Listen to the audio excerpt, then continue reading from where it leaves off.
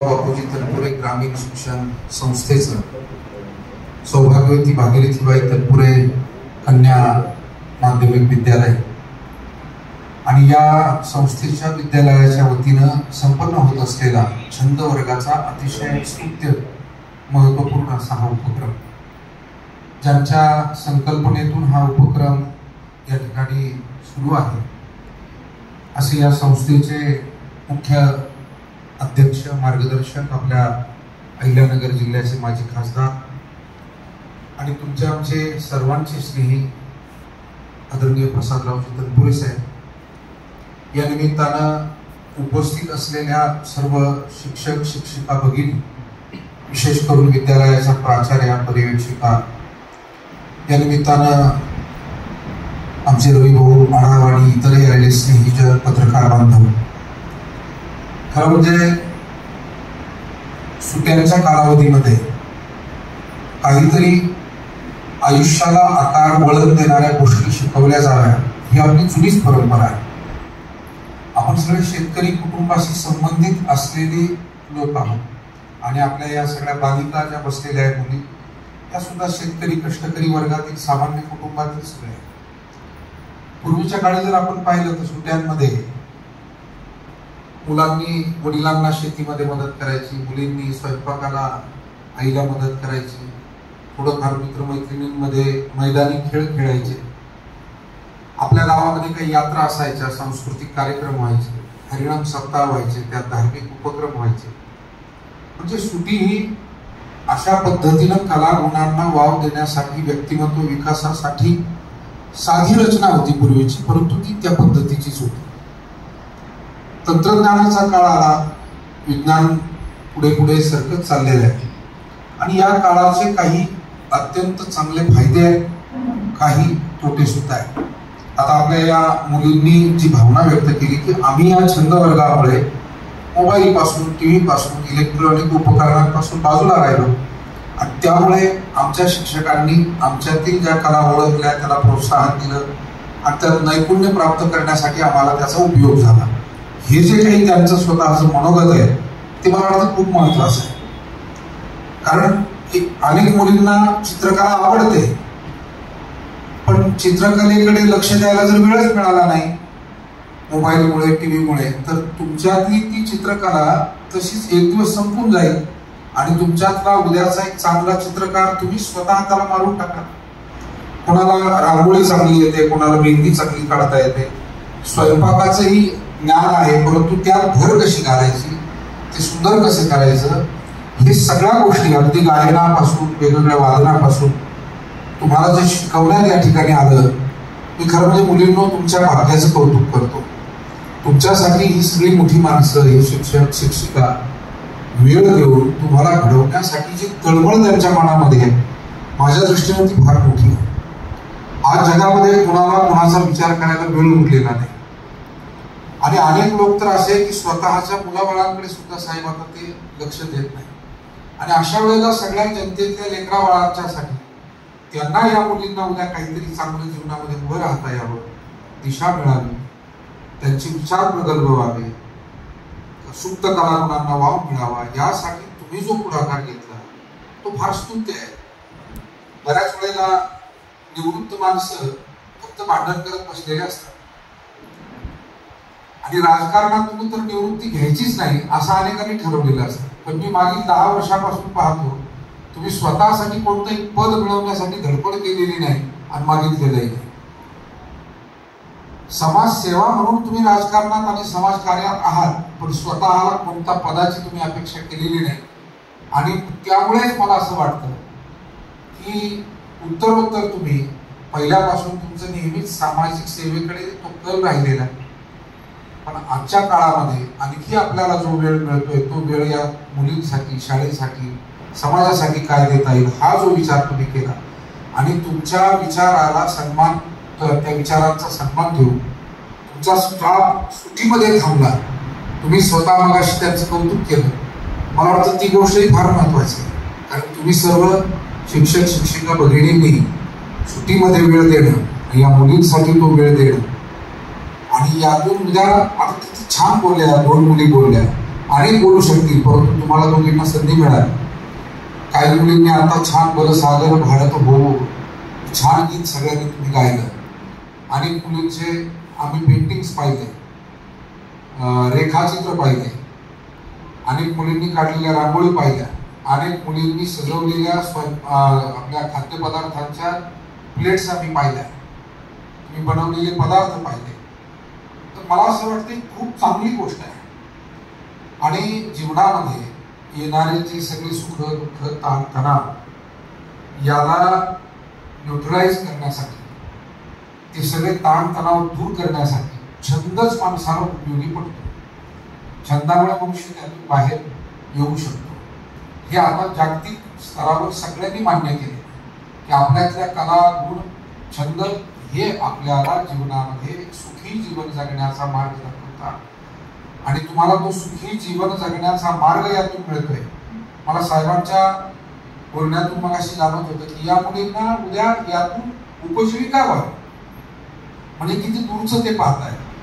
तुम्ही मेहंदी काढायला शिकलात म्हणजे फक्त तुमच्या हातावर काढायची असं नाही. साहेबांचं स्वप्न असे एखाद्या लग्नामध्ये नवरीच्या हातावर मेहंदी काढावी आणि त्यातून तुम्हाला 2-4 हजार रुपये मिळावे, म्हणजे इथपर्यंत तुम्ही जावं. अर्थात या कला हे गुण आपल्या उपजीविकेसाठी सुद्धा इतरांच्या सेवेसाठी सुद्धा उपयुक्त व्हावे. मला असं वाटतं खूप चांगली गोष्ट आहे. खरं तर मुलं आणि मुली यामध्ये कोणताही भेद आपण पाळत नाही. आपल्या संस्कृतीमध्ये तो कधी पाळला गेलेला नाही. स्वराज्य उभं राहिलं ते एका मातेच्या, एका मुलीच्याच विचारातून प्रेरणेतून उभं राहील, आणि त्या म्हणजे राजमाता जिजाऊ माँसाहेब, ज्यांनी आदर्श असं काम केलं. सेवा कार्य कसं करावं, आदर्श राज्य कसं चालवावं, गोरगरिबांप्रती उत्तरदायित्व आपलं कसं असावं, त्या राजमाता अहिल्यादेवी होळकर, पुण्यश्लोक ज्यांना आपण म्हणतो, त्यांचं कार्य, ज्यांनी मुलींच्या शिक्षणासाठी स्वतः त्यावेळेला शिव्याशाप लोकांचे घेतले, त्रास सहन केला, आणि मुलींची शिक्षणाची शाळा महात्मा ज्योतिराव फुले यांनी सुरू केल्यानंतर पहिल्या शिक्षिका म्हणून यांनी काम केलं, त्या क्रांतीज्योती सावित्रीबाई फुले असतील. मला वाटतं मुलींना कधी कमी लेखता येत नाही. लेखण्याचं कारण नाही. अगदी गार्गी आणि मैत्री ह्या ऋषीमुनींच्या संसदेमध्ये बसणाऱ्या 2 विदुषी होत्या, आणि इतर ऋषीमुनी जसा वेगवेगळ्या विषयावरती त्यांचा प्रबंध सादर करायचे, विचार व्यक्त करायचे, त्या ऋषी सगळ्या सभेमध्ये गार्गी आणि मैत्री या आपलं मत मांडायचे. संत परंपरेमध्ये नामदेवराय हे पहिले कीर्तनकार, पंढरपुरामध्ये ज्यांनी पहिले वारकरी कीर्तन केलं, नाचू कीर्तनाचे रंगी ज्ञानदीप लावू जगी, हे उद्गार त्यांनी तिथे काढले. ज्ञानेश्वर महाराज ह्या सगळ्या विचारांचे प्रवर्तक, सर्व जाती धर्माचे लहान थोर बांधव एकत्र यावे, सर्वांनी पुढे जावं, एक आदर्श समाज व्यवस्था निर्माण व्हावी. आणि त्या काळामध्ये तिथे त्या सगळ्या संत मंडळींमध्ये नियोजनाचं काम, कीर्तनाचं नियोजन कोणाकडे होतं? मुक्ताईकडे होतं, जनाईकडे होतं. असा एक अभंग आहे की नामदेव कीर्तन करी पुढे देव नाचे पांडुरंग, जनी म्हणे ज्ञान देवा बोला अभंग. जनी म्हणे म्हणजे अभंग म्हणायला सूचना कोण करते? जनाबाई करते. जी जनाबाई एक छोटस काम करते, नामदेवरायांच्या घरी घर काम करण्याचं तिचं काम आहे, इतकं सामान्य काम ती करते, पण अध्यात्माच्या व्यासपीठावर ज्याच्याकडे चांगले विचार असतील त्याला तो गरीब आहे का श्रीमंत, या जातीचा आहे का त्या धर्माचा आहे हे न पाहता त्याच्या विचारांचा आदर केला पाहिजे, त्याच्या कलागुणांचा आदर केला पाहिजे, हे आपल्याकडे जपलं गेलं. सामाजिक क्षेत्रात, धार्मिक क्षेत्रामध्ये ती आपली परंपरा चालत आहे. आणि आज साहेबांचा जो विचार आहे, जी तळमळ ती त्यासाठीच आहे. संतांनी जे म्हटलं की सकळासी येथे आहे अधिकार, तर तो अधिकार सर्वांना मिळावा. आणि त्यातल्या त्या मुलींच्या बाबतीमध्ये, ज्या मुलींना कधी कधी दूर राहण्याची अडचण असते, म्हणून शिक्षण मिळत नाही, कलागुणांना वाव मिळत नाही, आणि म्हणून या छंद वर्गामध्ये तुम्ही आलात, तुम्ही खूप भाग्यवान आहे. आणि मला एक जाणवलं की प्रत्येक विषयाचे जे तज्ञ शिक्षक नेमले गेले तिथे, ज्या ज्या कलागुण तुम्हाला शिकवण्यासाठी, तर त्या सर्वांचंच आपण जेवढं कौतुक करावं तेवढं थोडं आहे. या तज्ञ मंडळींनी तुमच्यासाठी वेळ दिला. आणि नाहीतरी ज्ञानाची परंपरा अशीच आहे की एका पिढीने ते दुसऱ्या पिढीकडे संक्रमित करायचं आणि पुढची पिढी त्यातून उभी करायची, घडवायची. ज्ञानाचं शेवटचं सदुपयोग काय आहे तर तो पुढच्यामध्ये ते ज्ञान रुजवणं, त्याला त्या ज्ञानाने संपन्न बनवणं. ज्ञान म्हणजे प्रदर्शनासाठी नाही, आणि ज्ञान नुसतं दर्शनासाठी नाही. दर्शनासाठी का म्हणतो मी, आम्ही आमच्या वारकऱ्यांना सांगत असतो, तुम्ही ज्ञानेश्वरी घरी आहे, तुकाराम महाराजांची गाथा, संतांचं वाङ्मय आहे, सामाजिक क्षेत्रातील पुस्तक आणतात, पण नुसते देवाऱ्यात ठेवली त्याचं दर्शन घेत बसला तेवढ्याही काय होणार नाही. म्हणून ज्ञान हे नुसतं दर्शनासाठी नाही, प्रदर्शनासाठी तर नाहीच नाही. हे एकमेकांच्या, ज्ञानेश्वर महाराज जसं म्हणाले, हृदया हृदय एक झाले, हे हृदयीचे ते हृदयी घातले, द्वैत न मोडिता केले अपना ऐसे अर्जुन. भगवान श्रीकृष्णाने अर्जुनाला ही श्रीमद भगवद्गीता युद्धाच्या प्रसंगी आणि युद्धभूमीवर सांगितले. म्हणजे ज्याच्या समोर फार मोठा संघर्ष आहे आणि त्या संघर्षाला सामोरं कसं जायचं यासाठी संभ्रमित झालेला अर्जुन आहे. मला वाटतं संघर्षामध्ये संभ्रमित होणे स्वाभाविकच आहे. प्रत्येकाला जीवनामध्ये असे संघर्ष येतात आणि संभ्रम निर्माण होतात.